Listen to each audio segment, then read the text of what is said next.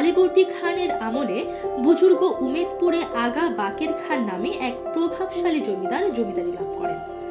বাংলার সুবেদার শায়েস্তা খানের জ্যেষ্ঠ পুত্র বুজুর্গ উমেদ খাঁর নামানুসারে বুজুর্গ উমেদপুর পরগনার নামকরণ করা হয়েছিল। ঢাকার জমিদার আগা বাকের খান এই অঞ্চলে 1741 খ্রিস্টাব্দে নিজ নামে শ্রীমন্ত নদীর তীরে একটি গঞ্জ বা হাট প্রতিষ্ঠা করেন। তার নামানুসারে বাকেরগঞ্জের নামকরণ করা হয় বাখরগঞ্জ, যা পরবর্তীতে হয় বাকেরগঞ্জ। ব্রিটিশ সরকার সে সময় বাকেরগঞ্জ জেলার নামে একটি জেলা প্রতিষ্ঠা করেন, যা 1797 সাল থেকে 1993 সাল পর্যন্ত 194 বছর যাবৎ চলমান ছিল। বাকেরগঞ্জের সাথে যোগাযোগের প্রধান মাধ্যম নদী নাব্যতা হারালে 1801 সালে জেলার সদর দপ্তর বাকেরগঞ্জ থেকে বরিশালে স্থানান্তরিত হয়। সদর দপ্তর বরিশালে হলেও জেলার নাম বাকেরগঞ্জ থেকে যায়।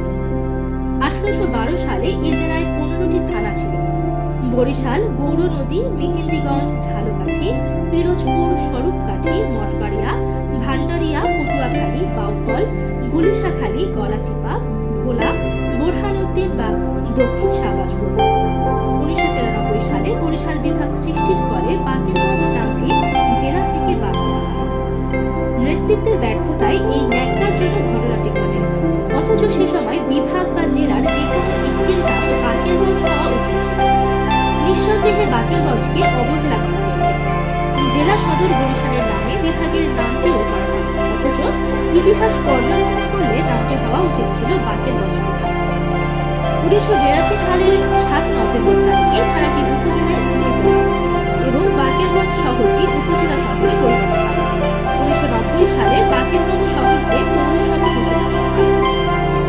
বর্তমানে বাকেরগঞ্জে মাননীয় প্রধানমন্ত্রীর নামে শেখ হাসিনা ক্যান্টনমেন্ট করা হয়েছে, যার পাশে পায়রা সেতু পটুয়াখালীর সাথে সড়ক পথে বাকেরগঞ্জের যোগাযোগ সহজ করেছে। সেতু সংলগ্ন পায়রা নদীতে একটি নদী বন্দর করা যেতে পারে, যার সাথে নদী পথে ঢাকা সহ সমস্ত দেশের সাথে যোগাযোগ সহজতর হবে। বাকেরগঞ্জ বাংলাদেশের সর্ববৃহৎ উপজেলার একটি। আয়তন, লোক সংখ্যা বিবেচনায় এখানে আরো 2টি থানা করা সম্ভব।